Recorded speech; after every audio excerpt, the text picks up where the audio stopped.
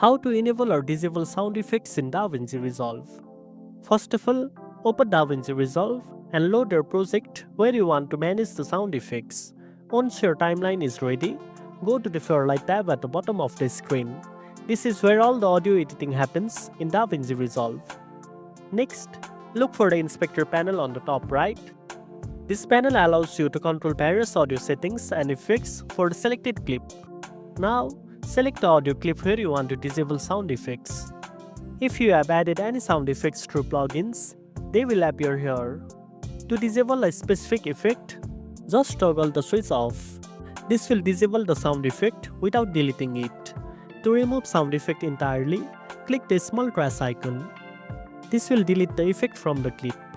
If you want to enable or add a new sound effect, scroll to the effects section. Choose from the list of available plugins such as EQ, Reverb, or Compressor.